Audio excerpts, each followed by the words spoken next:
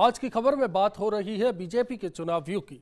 चक्रव्यूह की तर्ज पर लोकसभा चुनाव में ज्यादा से ज्यादा सीटें हासिल करना और उसके बाद केंद्र की गद्दी पर काबिज होना अब भारतीय जनता पार्टी का टारगेट नजर आता है।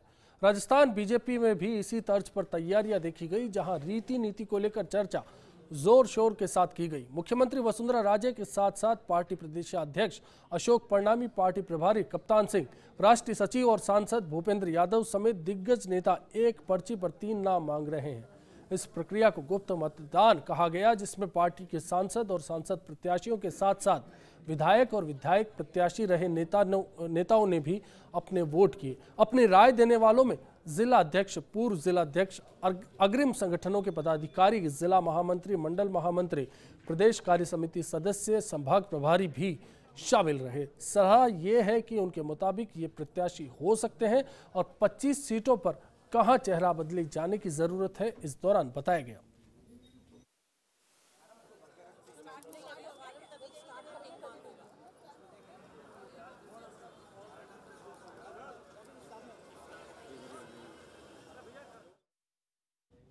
चलिए फीडबैक के पीछे की हकीकत समझने की कोशिश करते हैं। सबसे पहले राजेंद्र राठौड़ के बयान को सुनाते हैं, जिन्होंने पार्टी की फीडबैक कार्यक्रम शुरू होने के ठीक कुछ देर बाद कुछ कहा। शुरू की है, आप क्या लगता है भारतीय जनता पार्टी एक कार्यकर्ता आधारित पार्टी रही है। इस पार्टी में सबसे बड़ा सम्मान सूचक कोई पद है तो कार्यकर्ता का है। आज एक एक कार्यकर्ता से जो अपनी पहचान अपने जिले में रखता है, उससे बुलाकर उसकी राय लेना ये सिद्ध करता है कि इस पार्टी के अंदर आंतरिक लोकतंत्र है। इसी प्रकार की रायशुमारी विधानसभा के चुनाव में ली गई थी और कार्यकर्ताओं ने जो चाहा उसी को सिकंदर बनाकर टिकट देकर भेजा और उसी का परिणाम रहा कि एक ऐतिहासिक जीत दर्ज हुई है। मिशन 25 भी पूरा होगा, क्योंकि इस बार कोई भी टिकट किसी बड़े नेता के आधार पर नहीं, किसी लोबी के आधार पर नहीं, सबसे बड़ी लोबी कार्यकर्ता है। जो कार्यकर्ता कहेगा जब उसको टिकट देगा हमारा लगाम, तो निश्चित तौर पर इसके परिणाम भी बहुत अच्छे होंगे। निश्चित तौर पर उस जगह से, जिस जगह से मैं लगातार 6ठी बार विधायक हूँ, उस जगह की राजशुमारी ली जा रही है और मैं भी यहाँ एक सरकार के मंत्री के रूप में नहीं, एक छोटे से कार्यकर्ता के रूप में शुरू में काम कर रहा हूँ।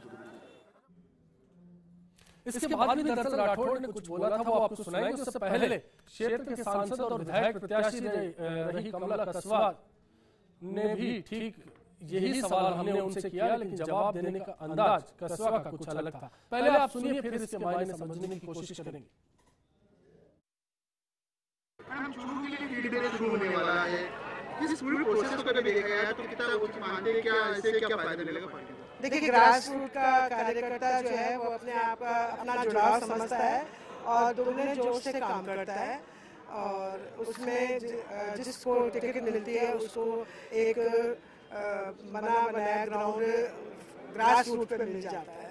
तो मैं समझती हूँ कि इससे फायदा होता है और थोड़े बहुत डिफरेंसेस तो हर जगह होते हैं, तो उसका कोई विशेष प्रभाव नहीं होता है। चूरू से है राठौड़ और कसवा, दोनों के बीच तकरार है। कसवा के इन्हीं बयानों का जवाब अपने बयान में, दूसरे बयान में राठौड़ ने दिया, सुनिए। भाजपा की विधायक के साथ भाजपा की है, तो क्या आपको लगता है कि ये पार्टी पर निर्भर करता है कि कौन जीते, कौन हारे, कौन किसको टिकट दे, किसको टिकट नहीं दे। और मैं समझता हूँ कि पार्टी का निर्णय सर्वोपरि निर्णय होगा और कोई एकाधिकार किसी का है नहीं जिसको पार्टी टिकट देगी। पहले बयान में राठौड़ ने कहा कि कार्यकर्ता की सुनी जाएगी, दूसरे में कहा कि आलाकमान की सुनी जाएगी। खैर ऐसा नहीं है कि सिर्फ फीडबैक का या जांच परख की बात हुई है। अब द्रौपदी मेघवाल को सुनेंगे तो समझ में आ जाएगा कि पार्टी दरअसल इस फीडबैक के बहाने कुछ और करने की तैयारी में है। अभी नाम नहीं तय किया है, अभी वो बंद पर्ची में है, जो सर्वे में जो जिसका नाम आएगा वही होगा। वो पार्टी का आदेश होगा, मानना पड़ेगा हमें। हमारी पार्टी है, वसुंधरा जी है। सुना आपने, दावेदारी भी होगी, फीडबैक भी हो गया और इसके साथ साथ एक सर्वे की बात आई। अगर फीडबैक के जरिए सब कुछ होना है तो सर्वे कैसा? आपको इस बात को भी समझाने की कोशिश करेंगे, लेकिन इससे पहले सुनते हैं गुलाब चंद कटारिया ने इन सब बातों से अलग क्या कहा। लेकिन बोल ऐसा बोला कि समझा जा सकता है कि फीडबैक पार्टी नहीं ले रही, बल्कि दावेदारों को बुलाकर उनकी हैसियत की जोड़बाकी करने की कोशिश यहाँ की गई। कार्यकर्ता क्या चाहता है, किसको अपना उम्मीदवार बनाना चाहता है, 1 2 3 लेते हैं तो मोटा 70-80% सही कैंडिडेट के आसपास चला जाता है और उसके आधार पर जब निर्णय करते हैं तो कार्यकर्ता का जुड़ाव भी उसके साथ रहता है कि हम सब लोगों की राय से। 70-80% दरअसल जब टिकटों का बंटवारा होगा तो 50% के नीचे तक चला जाता है। इसको भी समझने की कोशिश करेंगे, लेकिन फीडबैक के दौरान खुलकर कार्यकर्ताओं ने टिकटों की दावेदारी की और अपना पक्ष रखा। जयपुर के कार्यकर्ता को आप सुनेंगे तो ये समझ आ जाएगा।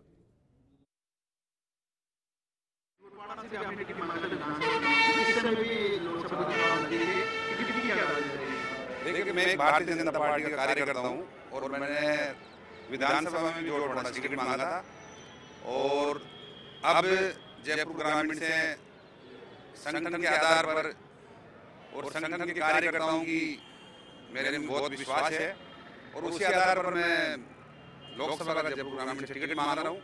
जहाँ तक समाज की बात है, 2.5 लाख से ज्यादा इसमें यादव मतदाता है और इसी आधार पर और भी अन्य समाजों के सहयोग से सभी कार्यकर्ता मुझे विश्वास करते हैं। उसी आधार पर मैं भारतीय जनता पार्टी का लोकसभा का टिकट जयपुर ग्रामीण से मांग रहा हूँ। चलिए तुरंत अब पूर्व विधायक राधेश्याम गंगानगर को सुन लेते हैं, तो जो सर्वे वाली बात थी खुलकर सामने आ जाएगी।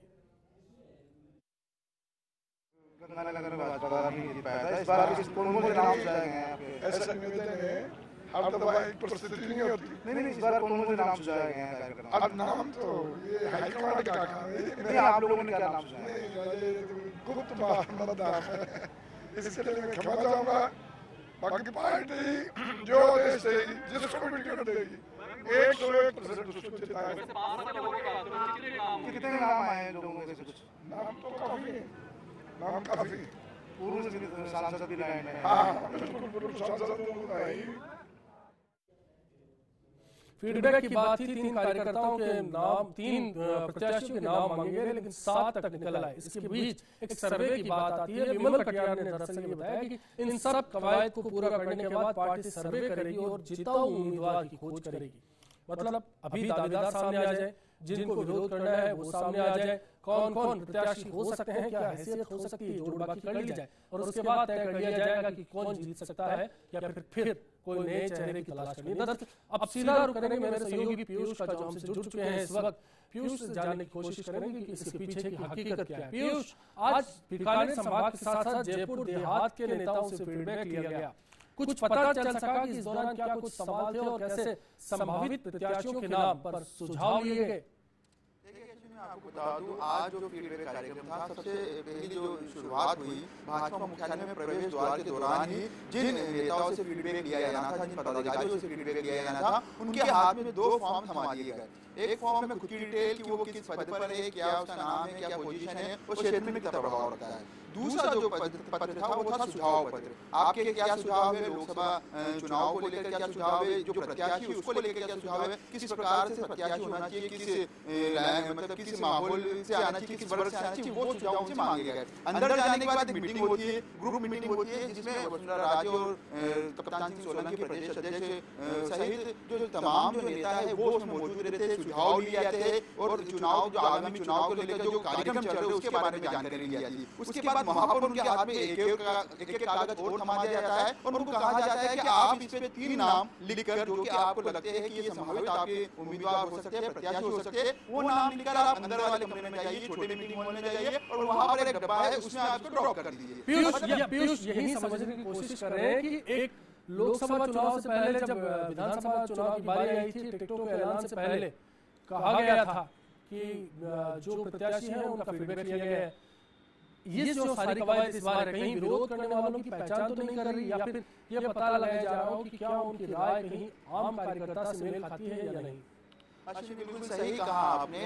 पार्टी का मकसद है जो पार्टी के जो संबंधित क्षेत्र के जो कार्यकर्ता है, जो पदाधिकारी, जो जमीनी कार्यकर्ता है, उनसे राय लेनी जाए। राय लेने के साथ ही जो पदाधिकारी है, जो नेता है, उनको लगेगा कि पार्टी ने हमारे से प्रत्याशी के लिए पूछा, लेकिन इस दौरान कई वो नाम भी सामने आ जाएंगे जो इस चुनाव में टिकट चाहते हैं, टिकट के दावेदार है, तो वो एक आकलन हो जाएगा पार्टी की ओर से कि हाँ ये व्यक्ति यहाँ से दावेदार है, और विरोध को दबाने के लिए इनमें से जो प्रमुख दावेदार है, जिनको पार्टी चाहती है, जो सर्वे में जिनका नाम आ रहा है, उनको एक तरफ लग दिया जाए। बाकी जो और जो दावेदार है, उनको किस प्रकार से टिकट घोषित होने से पहले उनको शांत किया जाए, किस प्रकार से रणनीति अपनाई जाए, वो एक रणनीति का एक हिस्सा ही है कि वो नाम सामने आ जाए, उसको तहत पूरा प्रोसेस है। हालांकि ये 70 से 80% नाम खुद गुलाब कटारिया ने कहा था कि अंदाजा लग जाता, लेकिन इस 3 नाम आने के बावजूद एक प्रदेश स्तर पर एक सर्वे होगा, उस सर्वे से जो ये नाम 3 आएगा। पीयूष, बहुत बहुत शुक्रिया इस चर्चा में शामिल होने के लिए। दरअसल यही मकसद था हमारा आज इस कार्यक्रम को आपके सामने लाने का कि चुनाव व्यू दरअसल है क्या,